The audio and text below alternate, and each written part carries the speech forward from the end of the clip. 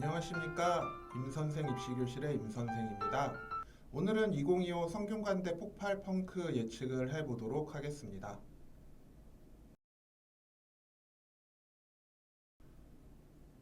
우선 2025 성균관대 주요 변경사항에 대해 좀 알아보실 필요가 있는데요. 성균관대의 경우는 올해 양자정보공학과를 신설을 하고요. 작년까지 성대 학생부 종합의 탐구형의 경우는 면접을 수능 전에 실시를 했었는데 자유전공 계열과 의예과의 경우는 수능 이후 면접으로 변동이 되었습니다.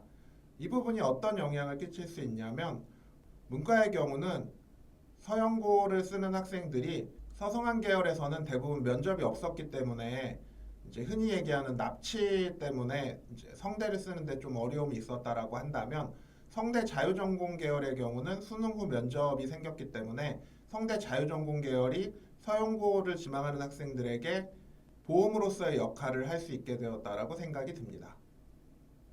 마찬가지로 성대 의예과의 경우도 수능 후 면접으로 변경이 되었기 때문에 메이저 의대를 쓰는 학생들에게 성대의 지원 가능성이 조금 더 높아졌다라고 토론해 볼 수 있을 것 같습니다. 2025 성균관대 수능 최저 기준을 살펴보면 학생부 교과 전형의 경우는 일반 계열의 학과는 3합 7인데 성대는 다른 학교랑 다르게 국수형 탐탐 기준이기 때문에 예를 들어 국어 탐구 이런 방식으로도 수능 최저를 맞출 수 있습니다. 그리고 자유전공 계열 글로벌 리더 학부, 글로벌 경제, 글로벌 경영, 소프트웨어, 반도체 융합공학, 에너지학과의 경우는 교과 전형 3합 6이라고 보시면 되고요. 논술 전형의 경우는 이제 일반 학과들의 경우는 3합 6이고 이제 약간 특성화 계열의 학과들의 경우는 3합 5라고 보시면 되실 것 같습니다. 올해 성대 수능 최저의 다른 대학과 구분되어지는 특이사항 중에 하나는 제2외국어 한문을 탐구 영역 한 개 과목으로 대체 가능하기 때문에 예를 들어 문과 학생이 제2외국어를 선택을 했는데 탐구 한 과목을 잘 못 봤다라고 한다면 제2외국어 가지고 탐구 한 과목을 대체할 수 있기 때문에 성대 최저를 맞추셔야 되는 문과 학생들의 경우는 제2외국어를 선택해서 한 2등급 정도만 받으실 수 있다라고 한다면 최저 충족에 아주 큰 보탬이 되실 수 있다라고 보시면 되고요. 보통은 문과 계열만 이게 성대 기준으로 가능했는데 올해에는 이과 계열도 제2외국어 가지고 탐구를 대체할 수 있기 때문에 만약에 내가 이과인데 과탐이 잘 안 나오는 경우고 뭐 교과 전형을 써야 되는 정도라고 한다면 저라면 제2외국어 한 과목을 더 끌고 갈 수 있을 것 같습니다. 그 이유는 제2외국어 과목의 경우는 시험을 못 본다고 하더라도 어떤 정시 성적에 포함되거나 하는 게 아니라 잘 봤을 때만 옵션으로 사용할 수 있는 케이스이기 때문에 올해 성대 이과 학생 중에 학생부 교과를 쓰는 학생들 그 중에서도 탐구 성적이 좀 불안한 학생들의 경우는 제2외국어 한 과목을 더 들고 간다라고 한다면 아주 유용하게 활용될 수 있을 거라고 생각이 듭니다.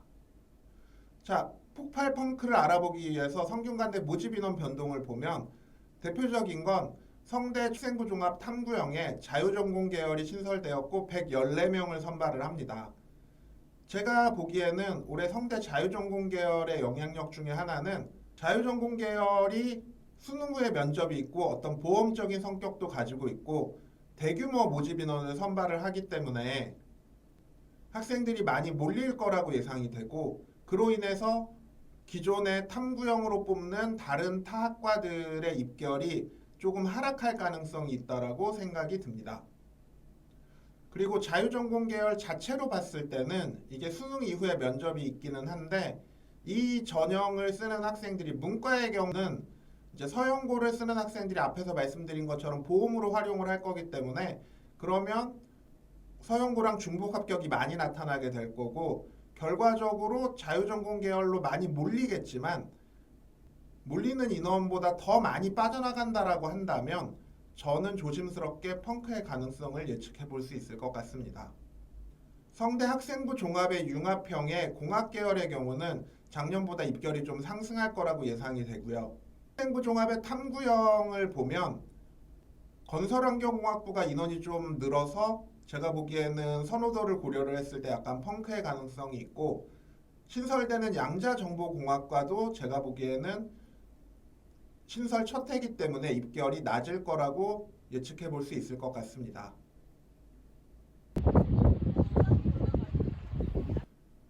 자유전공 계열은 의학학 계열, 사범대학, 예체능 계열, 융합과학 계열, 첨단학과, 반도체 융합공학, 양자정보공학, 에너지학과, 반도체 시스템공학, 지능형 소프트웨어학과, 건축학과를 제외하고 모든 학부 학과를 선택할 수 있고요. 인문과학 계열은 흔히 얘기하는 문과대학 전공, 사회과학 계열은 행정, 정외, 미디어, 사회, 사회복지, 심리, 소비자, 아동청소년, 경제, 통계, 그리고 자연과학 계열은 생명과학, 수학, 물리학, 화학, 식품생명공학, 바이오메카트로닉스, 융합생명공학, 공학 계열은 화학공학, 고분자공학, 신소재공학, 기계공학, 건설환경공학, 시스템경영공학, 나노공학을 선택할 수 있습니다. 글로벌 융합학부의 경우는 데이터 사이언스, 인공지능, 컬처 앤 테크놀로지를 선택할 수 있고요.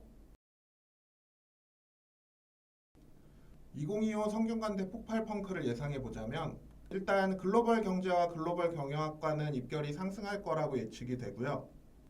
전년도에 펑크가 났던 심리학과의 경우는 원래 입결을 찾아가게 될 거기 때문에 심리, 사회복지, 통계학과의 경우 입결 상승이 예측이 되고, 교육학과의 경우는 전전년도에 폭발을 했다가 전년도에 펑크가 났다가 2024에 다시 폭발을 했는데 2025에 다시 펑크 가능성이 있다라고 추론해 볼 수 있을 것 같습니다.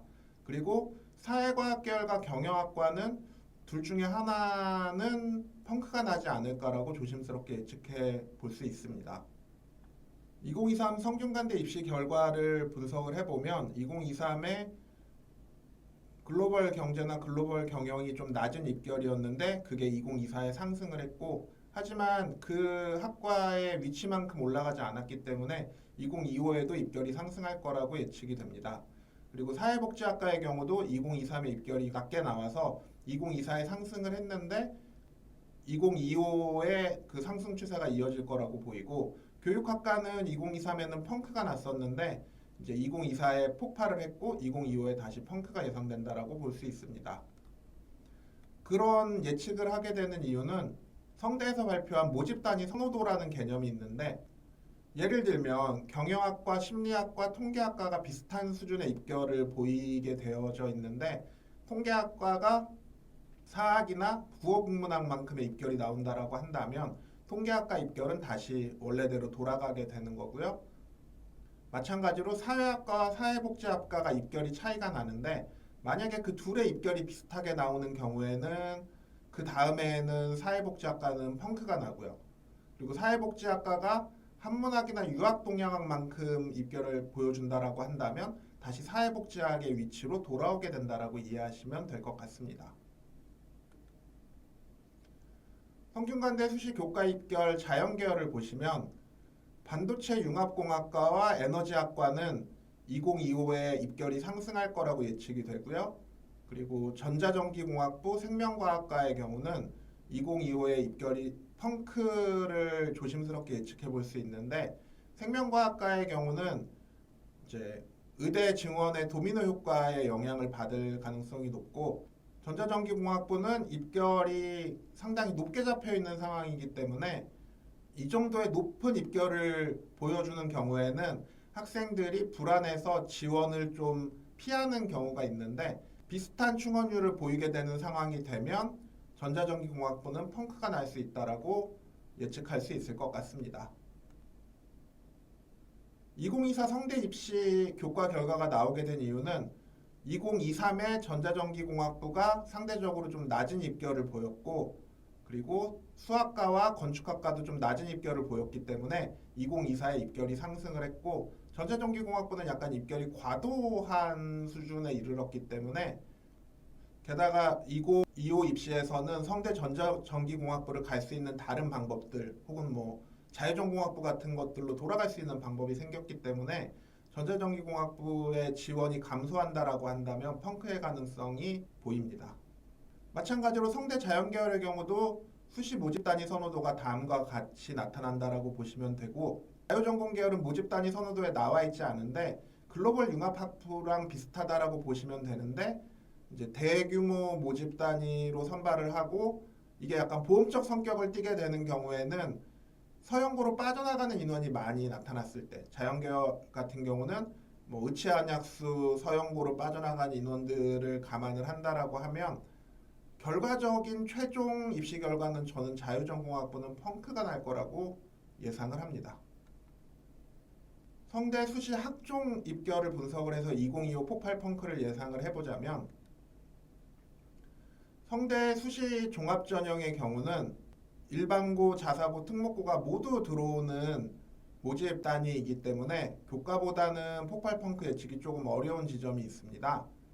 그래서 노란색으로 표시한 건 폭발 펑크에 대한 설명이라기보다는 저기 나와 있는 수치가 그냥 수치 그대로를 믿으시면 안 되고 그 수치를 보여주는 학교 유형을 어느 정도 파악을 하고 접근을 하셔야 된다라고 생각이 듭니다.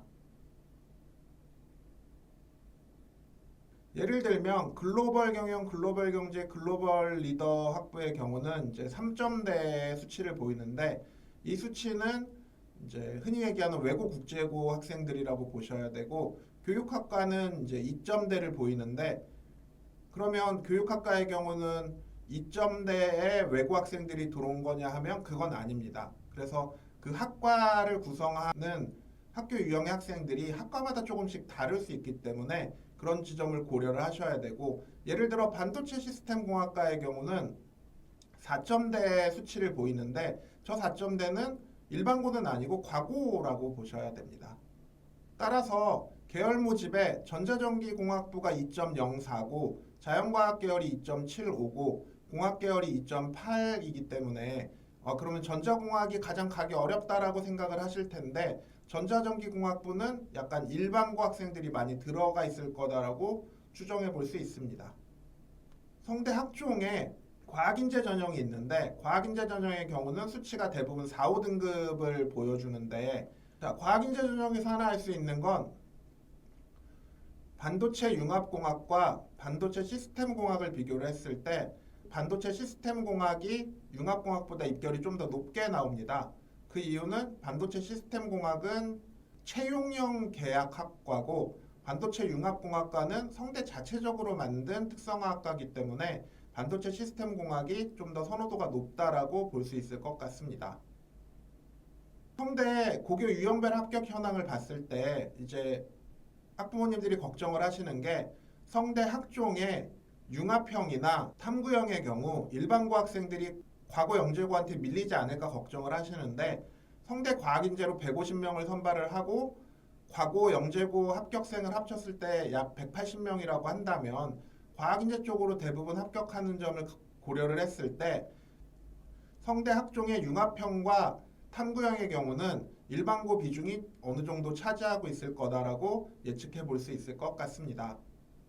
성대 학종 관련해서 팁을 하나 드리자면 이제 대부분 학부모님들이 전공 적합성에 대해서 생각을 하시는데 최근에는 전공 적합성이라는 개념이 탐구 역량 쪽으로 좀 바뀌고 있는데 그게 의미하는 바는 뭐냐면 도고동문학과를 지원을 했을 때 독일어 관련된 활동을 많이 하는 게 중요한 게 아니라 쓰여져 있는 것처럼 기본적인 듣기, 말하기, 읽기, 쓰기 능력의 어문학적 소양을 갖추고 있는지를 보기 때문에 도고동문학과를 지원하는데 꼭 독어를 안 해도 상관이 없고 마찬가지로 과탐 이수 비율을 보시면 전자전기공학부의 경우는 물리가 중요한 학과임에도 불구하고 지구과학원 지구과학 2를 이수한 학생들도 합격자 비율이 어느 정도 나오고 있기 때문에 결국 대학에서는 어떤 과목을 선택했는지 여부보다는 대학에 들어와서 어떤 새로운 과목들을 잘 해낼 수 있는지를 더 중요하게 보신다라고 보시면 될 것 같습니다.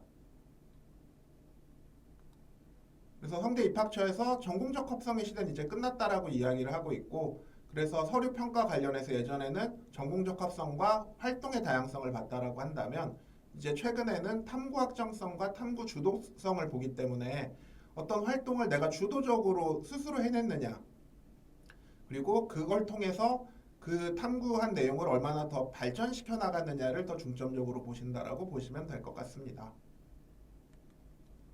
예, 임선생 입시교실 2025 성대 수시 펑크 폭발 예상편을 마치도록 하겠고요. 임선생 네이버 카페에 더 많은 정보와 입시 자료가 있습니다. 시청해주셔서 감사드리고요. 다음 시간에도 알찬 입시 정보로 찾아뵙겠습니다. 감사합니다.